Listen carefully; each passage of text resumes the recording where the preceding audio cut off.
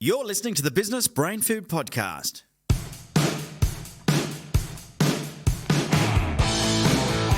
Welcome to the Business Brain Food Podcast, the show business owners listen to when they want to take their business to the next level. Head to businessbrainfood.com.au to catch up on past episodes and access show notes from every episode. Now, here's your host, Ben Futrell. Well, welcome back to the Business Brain Food Podcast. This, my friend, is the podcast that is 100% devoted to taking you and your business to the next level. And the good news is, it doesn't matter whether you're just brand new to this business thing, so maybe you're just scratching that entrepreneurial itch, or maybe you're like myself, you've been in business for a long, long time and you've got the scars and the wounds to prove it. No matter what, there's always something new we can do to take our business to the next level. And today is no different. We're going to be talking to Adala Bolto very, very shortly about how she's gone from personal trainer to launching an amazing brand throughout the country. And we'll do that very, very shortly. Before we do that, I wanted to let you know that today's podcast is brought to you by maxmyprofit.com.au. The team at Max My Profit help you build the business you imagine. So if you imagined a business that was easier to run, more profitable, a little bit more fun, and something that you looked forward to, then maybe you need to talk to the team at Max My Profit. The team at Max My Profit will help you with everything from marketing, sales, recruitment, systemization, getting your financials right, improving cash flow and profitability, and all in all, just making your business more fun to own. So head to maxmyprofit.com.au to learn more. Alrighty, so today, as I mentioned, we've got Adala Bolto joining us. Adala is the founder and CEO of ZADI Training and has a strong passion and dedication to fitness. With more than 12 years industry experience, excelling in her career as a personal trainer and group fitness instructor, Adala saw a gap in the Australian market for bespoke fitness programs targeting younger women. And in July 2017, she teamed up with a lot of the big players in the industry and co-founded ZADI Training. Welcome to Business Brain Food, Adala. I get called that a lot. Hi, thank you so much for having me. It was my first question that I was thinking is I'm going to ask about the naming for that. Because it's quite a unique name. So where did the name ZADI come from? It was actually picked up for a different project by a colleague, and then while we were going through a little bit of a brainstorm was thrown in the mix. I always had the vision for ZADI to be a nightclub-themed gym and a little bit more of a badass sort of feel. So it just sounded like a name that you could give a woman that's very strong and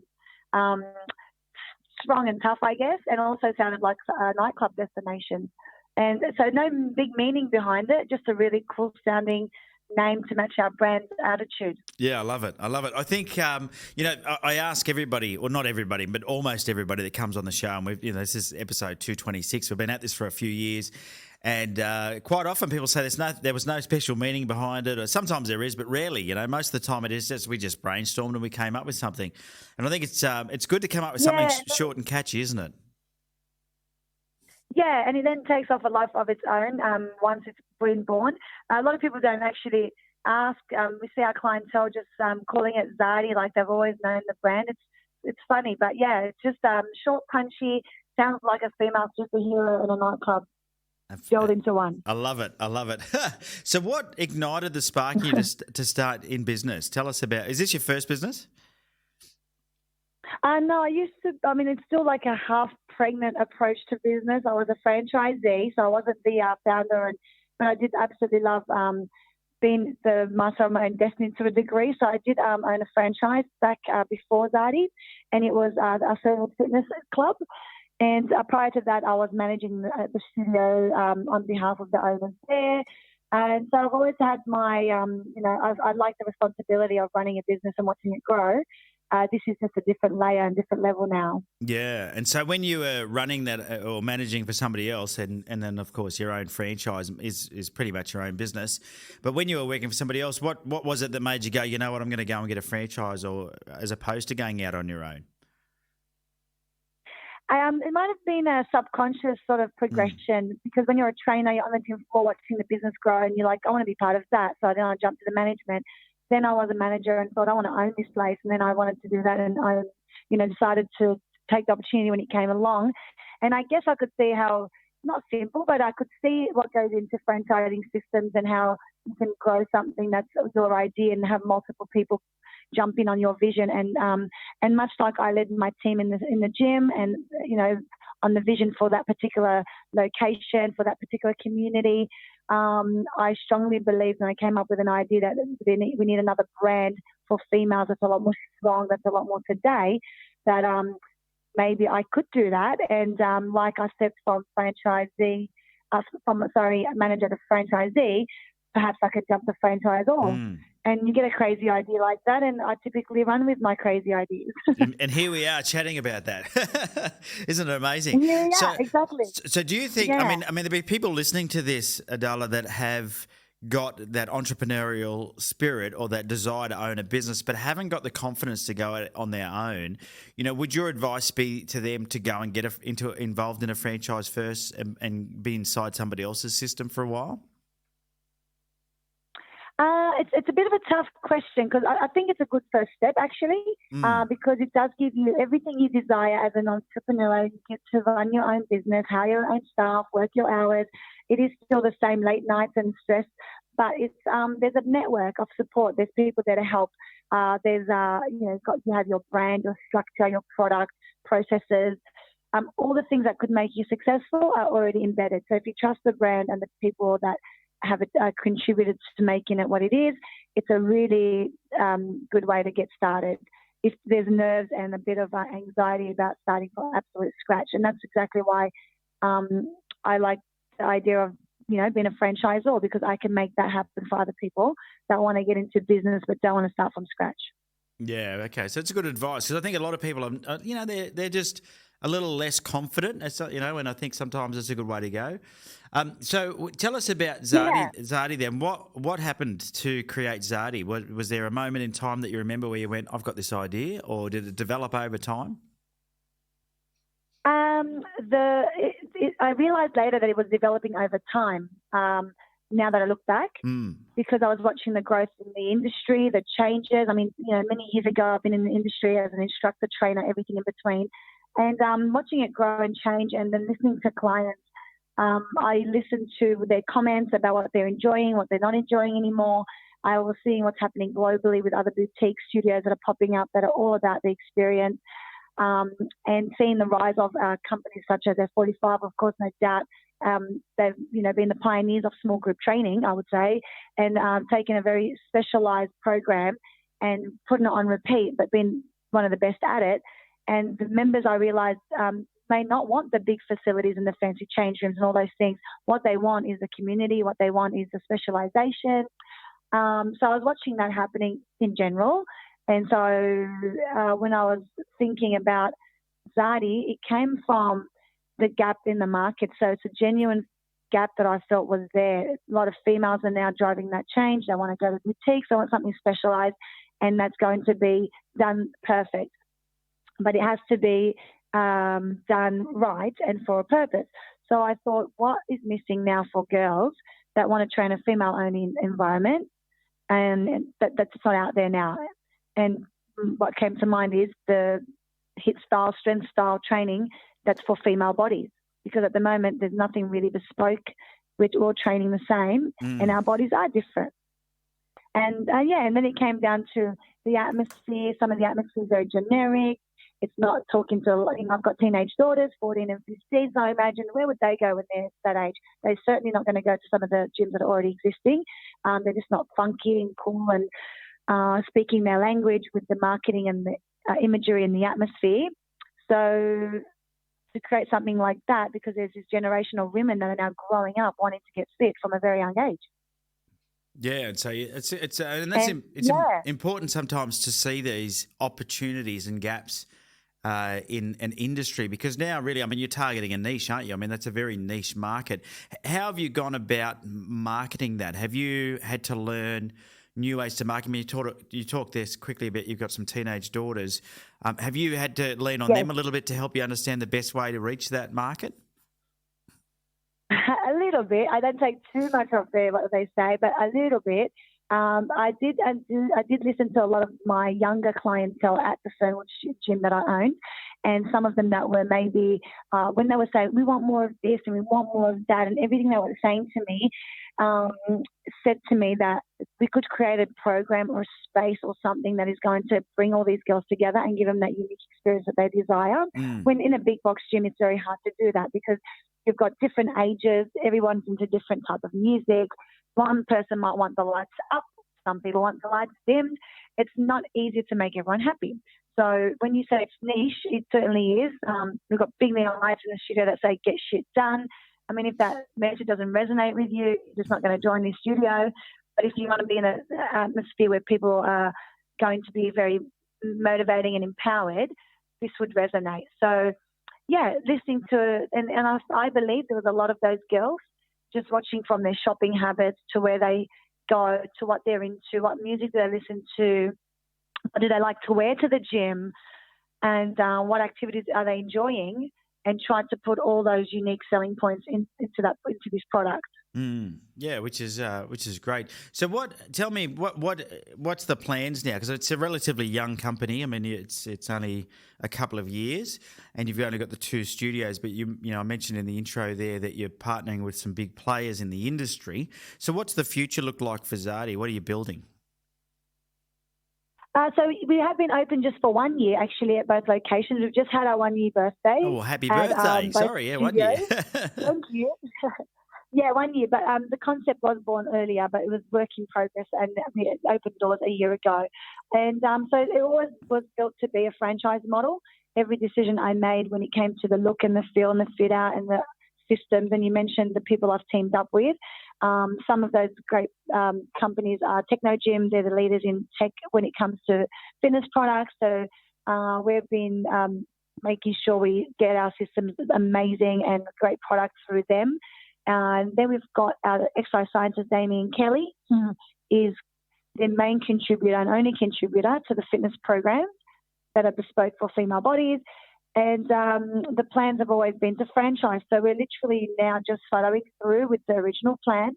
We've got a lot of franchisee interest and a lot of negotiations for some sites. And once we are ready, we're going to pull the trigger and we'll hopefully start seeing some ZADIs popping up in other locations. Mainly Sydney, Melbourne is the focus at the moment. And it's still, very early days, but usually these things, once you get the ball rolling, it's a very simple system that can be duplicated, a very good business to run, and a lot of interest of people going, yes, there is a gap in the market. I want to be part of this brand that you've created. And it's been exciting, actually, that with we've had a lot of PR and a lot of press and a lot of interest, but it takes time. And now we're starting to get those inquiries where people get it. They go, oh, okay, I can see why this exists, and I think this is a good business. So after 1 year, I think that's a great result, and we're just going to work hard to provide what we've promised and to do it and get the right people on board. So having gone in with the mindset that you're going to franchise this from day one, how did that change?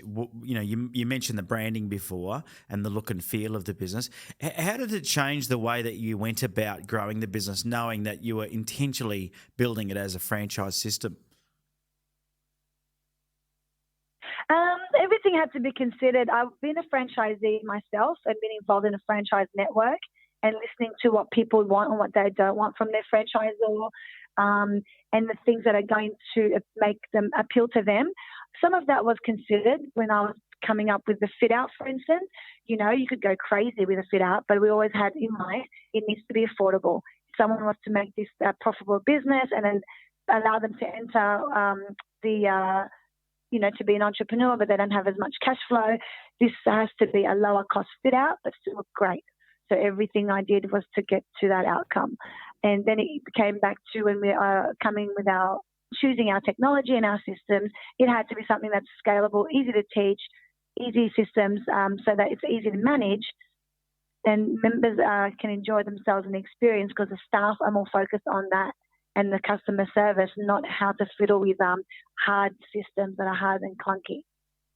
So pretty much the answer is every single thing that was every decision made had been made with that in mind. So for someone, to make it easy to operate and easy to roll out. For someone tuning in, have you got 3 gold nuggets you could give someone if they were thinking about franchising? Let's say they've got an existing business and they were considering going down the franchise path. What 3 bits of gold could you give them? Certainly not an expert. Like I said, I'm a new kid on the block. But sometimes that's the best people to talk to because you're brand new at it. You're learning the lessons. Yeah, I was told that. I tried to get out of a few things recently, and then it didn't work. It worked in my favour. They wanted a new kid on the block.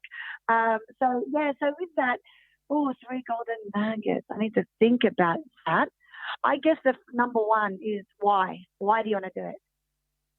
If it's to make money, it's probably not the best motivation. And I know people say a lot about lots of things, but in particular franchising, you want to be someone that's excited about being a leader of a team and being able to help people achieve their dreams. If you're getting into it because you want to make some money, it's probably not going to end up in a great relationship with all the people that you want to bring into your network, and they're not going to buy into the vision. So number one, why? And it needs to be more than just making some cash. Yeah. You have to love your product so much that you want to see it everywhere. So number two, can you visualize your product? Is it something that is scalable and needed? You can't force it. You can't force what's not required into the market. I was very nervous launching ZADI because it's no one's tried to do female fitness franchising since many, many years ago when the previous business that I owned, Fernwood, pioneered this 30 years ago. Mm. But I did have a strong belief that it was a missing gap and there's new women in the market that want different things. So you've got to know your why, and you've got to be really strong with your vision, and that it will work in multiple sides. And the third one, I might not have a third one, but I guess it would be how long are you prepared to do it for? Because it's a long haul. Okay. So you've got to consider time. Is it something that if it's something that someone wants to be able to get done and then ship off, it's probably not the right business. Franchise is a commitment to the network that you are trying to create, the team and the brand. So it means you've got to be in it for the long haul. So why be in it for the long haul? And is your product scalable and required in more locations? Yeah, some good tips here, because I think, like you said, being in for the long haul, and if you're going to do, I love what you said before. If you're just doing it for the money, then it's probably not the right reason. And you talked about team, and I think isn't that so important? Like it's not just about selling franchises. You're building a team of people to spread your vision and your passion for what it is that you do. So how do you go about then as French, and I know it's still early days, so you can't really talk from experience, but have you thought about how you're going to go about building this team of franchisees and how you're going to select the right people? Yeah, of course, being so new at franchising, I don't have physical franchisees. However, I'm having multiple meetings and conversations with people that I'm already speaking to them as if they are franchisees, because we're going through a process of getting to know each other, I'm getting to know their motivation of why do they want to be in this business, do they buy my vision, are they passionate about it, and they're the biggest criteria. So there's already that approach. There's a really strong hands-on approach that I have where I want to meet them and find out their motivation, as well as, of course, there's going to be the capabilities and the financial side. But most importantly, I get excited when I see their eyes light up when they walk into the studio and they just want to get their hands dirty. That's the right franchisee for us. So my approach is very personal. It's very much about relationship building, and it's very much about getting the right people that are going to be passionate, because when all the excitement's ended, the honeymoon period, they're going to be working in that business. So they've got to have that passion for them to be able to keep going. And I know that as a franchisee myself, when I was doing it, I wasn't pushed by anybody to achieve my goals. It was very much because I wanted to achieve my goals. So meaning it may be a slower process because we're not going to just accept anybody with a check. Yeah. Which I think is important, isn't it? So I think that the thing too is I'll go back to that team word. When you're building a team, you want to make sure you get the right players, because one wrong player on your team can make a big difference, can't it? Yeah. There's so many sayings to support that. You need to fire the one person that's the highest achiever for a jerk. You need to also make sure that, you're only as strong as your weakest link. All those sayings come back to that reason. It's just a culture, and it's a culture of, especially in our industry, being in the wellness industry, it's a positive culture. And then our brand is very much about empowering people to be positive and strong and getting shit done. So there's a lot more expectation on someone's attitude and being the right team player. And yeah, franchisees are part of the team. So one bad egg can, and I've seen it, can sort of start to affect the whole network, which is not healthy. Yeah, now you talk about a positive culture. Tell us, how is mindset play a part in that, or what do you do around mindset for yourself? Oh, I should do a whole lot more, because I guess as the pressure keeps building and as the workload gets bigger and the responsibilities get bigger, which is what I've been experiencing in the last 2 years. So it's a staged effect. I've realised that what I have been doing previously is not working anymore because the pressure's bigger, the responsibilities are bigger, the stakes are higher. So I'm actually in the process of finding new ways to practice some mindfulness. And when I've discovered some really good new ways, I'll share with you.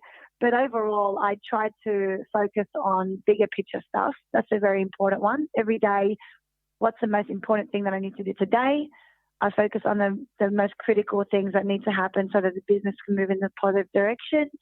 And I'm learning every day to try and give a lot less attention to things that just in the moment may seem like a big problem, and then not worry about them. So pick the battles and focus on the critical things. Hopefully I'll start to get a little bit more time for me to relax in the background. I'm working on that. So, what are your hobbies? What would you do with your time? I mean, a lot of fitness people still do things fitness related in their own time. Are you that type of fitness person, or have you got other hobbies you like to indulge in? So, unfortunately, I'll be lying if I said I've been practicing my hobbies, because I haven't. It's a new business and I've been working. My new hobby is extra work, taking on extra work. But when I'm not doing that, I'm a bit of a dag, and I just love to spend time in my Blue Mountains property that I have and I don't see very often, to just cook, relax, listen to a podcast and hang out with the kids. That's the main hobby.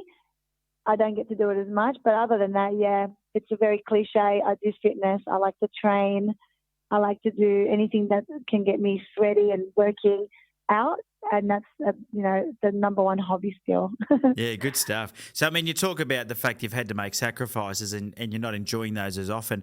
I mean, is it important still, though, to have some balance, or do you feel that you've got to make those sacrifices as you build this business in the beginning? I'm a big reality check girl, and I would sit here and say to you to find balance. It's easier said than done, unfortunately, but I don't see it in a negative. I'm prepared for the hard work. I was expecting hard work, and I was expecting to make sacrifices, and that's exactly what I'm doing. But absolutely, I wouldn't be giving anybody the right advice if I said that you can, in the early stages, have them as much balance as you'd like. It's actually the other way around. You have to be just prepared to do the hard work, and know you're going to sacrifice some cool stuff that you get to miss out on, everyone else is doing. But in the long run, to me, the bigger picture, the end game is worth it. So I have no regret. And did you start this with a business plan? Like, did you sit down and map out what the next 5-10 years looks like, so you're clear on what the rewards will be? Not to that level of, people that, a lot of people, you have vision boards and all that. I'm not that kind of girl either. It's all in my head and in my vision. But I do, my vision is definitely to have a staged approach where once we reach certain milestones, what that looks like for me personally and professionally, and how many years I'm wanting to do X, Y, and Z. So I love running this company. I can't wait to have franchisees on board and grow it and build it. But I see more things that I love doing that could be still related to the brand, other products that we can create that are on brand with ZADI, the brand partnerships that we can create, and my own personal development, do other things that I enjoy that are not so operational. I'll be happy to walk away from operational stuff in a few years, in a couple of years. Yeah, good stuff. So is that how you're going to define success, is when you not have to be there, or have you got a different definition of success for you? Success for me is the businesses are running great. I am doing the things that I love doing, and I'm always going to work very hard, and I'm always going to work long days. It just won't be the same thing that I'm doing now. it'll be a progression to what I'm doing and something fresh. And, you know, it becomes addictive, I think. Just, you know, once you're doing something for a few months, it's been my, I guess, journey. I was loving being a personal trainer, moved on to instructor, moved on to manager. And so I can, you know, I'm enjoying other things that come with being an entrepreneur and being a businesswoman, and I want to pursue those a little bit more as well. So that would be success for me. And of course, you know, a little bit more time. A little bit more time would be success. Yeah, absolutely. And I think a lot of business owners will relate to that. What motivates you? I mean, you mentioned before, you know, you don't want to be doing this for money. So what is it that motivates you, Adala? That's actually a hard question. I know most people find this really easy. I'm always like on. I've always been on since I was little, so I don't really know if I was ever not motivated. What motivates me? I just want to make the most of life. I just want to take any opportunity that I'm given and do the best I can with that opportunity. And I don't like having any regrets. So I guess that's probably what motivates me. Yeah, good stuff. And have you, I mean, for you, we talked a bit about mindset of that. Have you got like a ritual that you follow every day? You said you listen to podcasts when you're sort of relaxing, but do you still find time to do that to keep you up to speed and motivated, or read books or attend workshops or anything like that?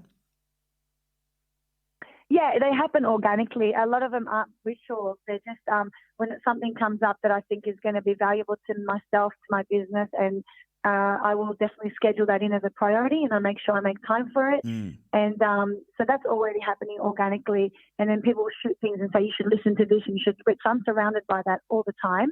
It doesn't always happen like clockwork because I run a business with people in it, and with people, things are unpredictable. So The only thing that's predictable is I will wake up in the morning, you know, if I'm lucky, and I will get some breakfast and see my kids and see my husband before I go to work.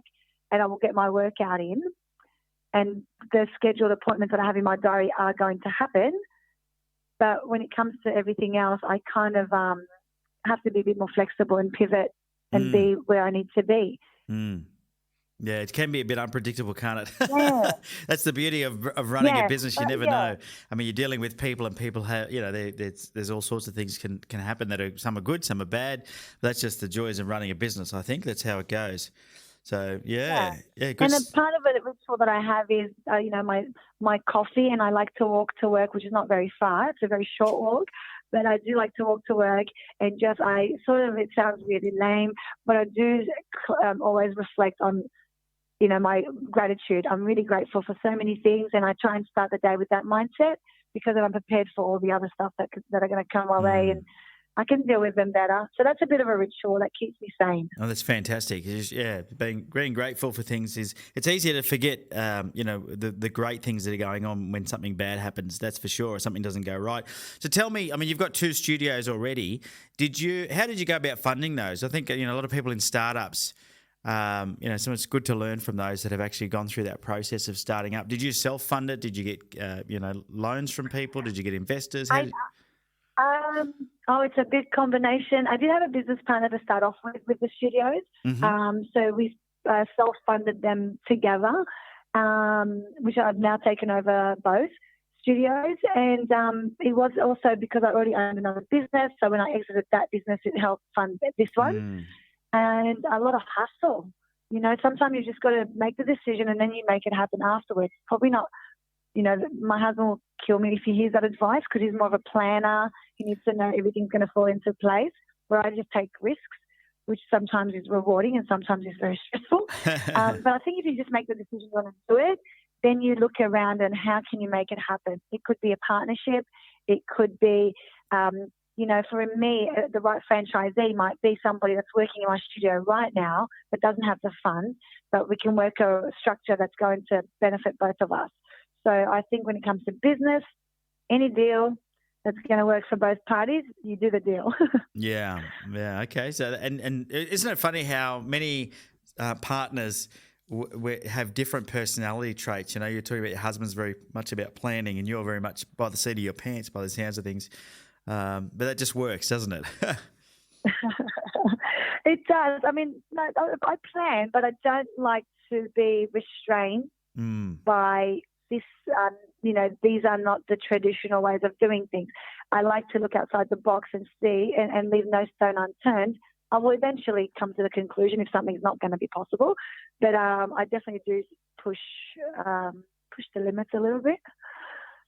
I'm getting this feeling, and it sounds like it's embedded in the culture of ZADI as well, which is great, because I think to have your personality and your, I guess, energy inside your brand is really important. So I think that's a great thing.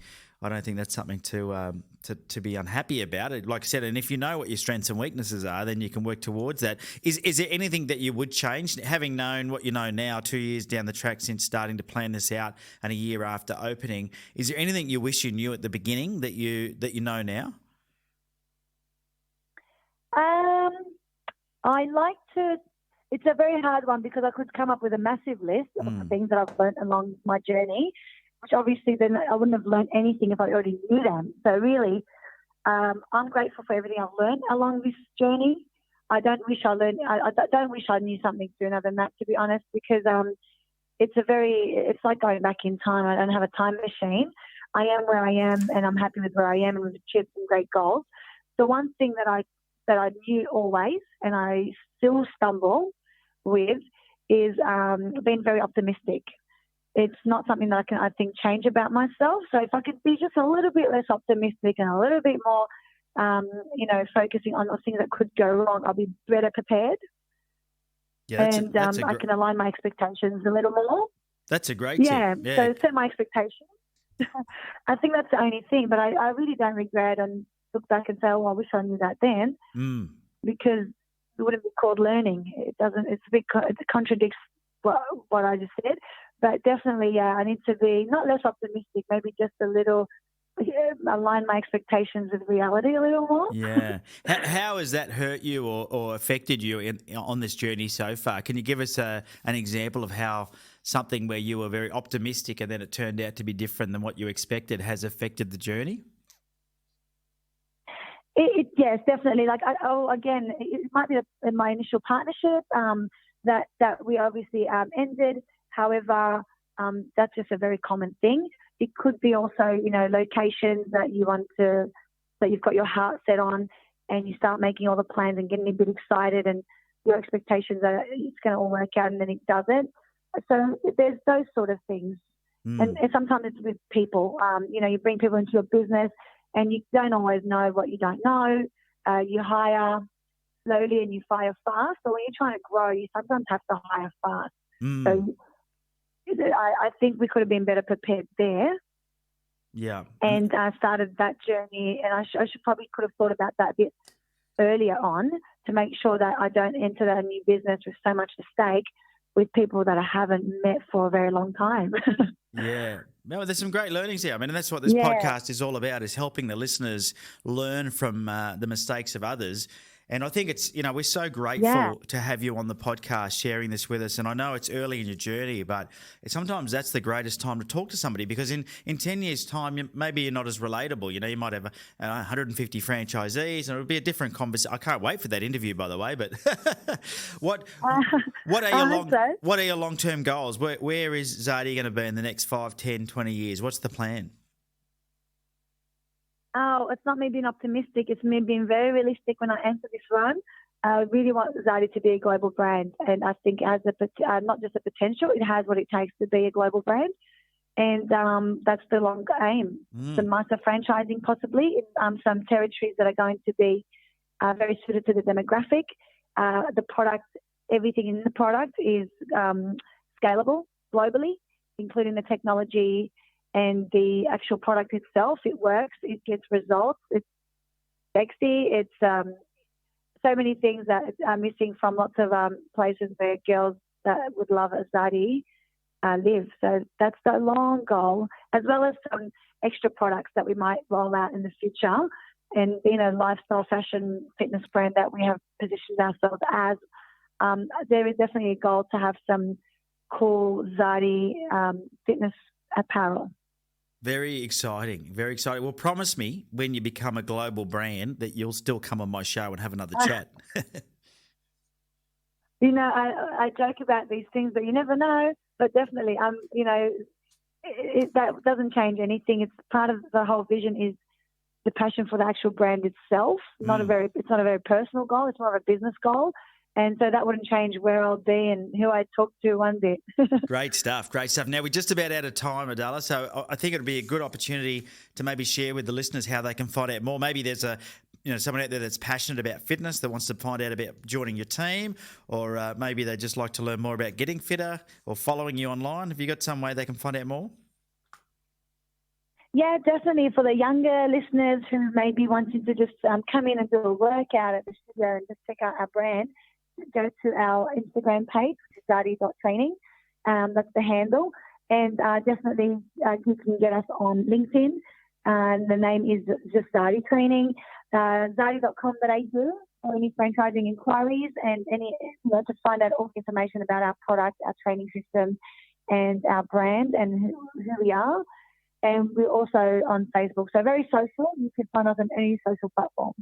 Beautiful. We'll put all those links in the show notes, gang. So if you're busy working out somewhere, which is quite possible, and you can't find a pen or paper to write anything down on, head to businessbrainfood.com.au. This is episode 226. Or you could just put ZADI into the search box, and I'm sure this interview will come up because I've only spoken to one person from ZADI, so it's going to come straight up. So head to businessbrainfood.com.au. I can't thank you enough, Adala, because it's been great listening to you. I love your energy. I love what you're doing, and I think it's so energizing to hear somebody that is so passionate about what they're doing, where they're heading. I do wish you all the best in the future as you grow the ZADI brand.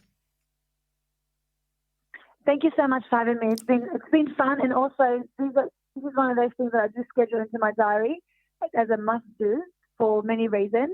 And one of it is it does it feeds the energy back to me to talk about ZADI with somebody and sharing. It just makes me a lot more passionate about it. So it's a two-way street. Thanks for having me. Fabulous. Our pleasure. Now, all we've got left to do is the 60-second scramble where I ask you some quick questions. You give me some quick answers. Ooh. You ready for this? Let's do it. All right. Yeah, let's go. Let's start the clock ticking. The favourite app on your phone? ZADI. Best way to tune out and relax? Music. Do you have a hidden talent? No. No. I show off all my talent. What's your biggest addiction? Food. What frightens you the most? Uncertainty. You won't be alone there. Describe yourself in one word. Fun. What's the strangest thing you've ever eaten? Snails in Morocco. Snails in Morocco. Favourite book? Like a soup. Favourite book? Oh, I just read it the other day. The Subtle Art of Not Giving a Fuck. Am I allowed to say that? No, but that's okay. Because you did. Well, I don't mind, but it is centered on the book. But it's an interesting book, isn't it? There's the buzzer. Did you enjoy the book? I did. I'm sorry about that. Well, that's okay. I think, I'm sure all our listeners can handle it. I just don't know if iTunes can. They're the ones that like to censor everything. But there you go. Thanks again for joining us for the Business Brain Food podcast. It's been an absolute pleasure having you on the show. If you want to find out more about ZADI or read up about Adala and what she's up to there as she grows her business, you can head across to businessbrainfood.com.au, episode 226, or put ZADI into the search box and all the information with the show notes for this episode will come up and you can click on the links. Anything that we mentioned throughout the show, there will be links throughout the show notes for you to be able to click on that take you straight to those resources, whether it was a website, an email address, a LinkedIn profile, they'll all be there for you.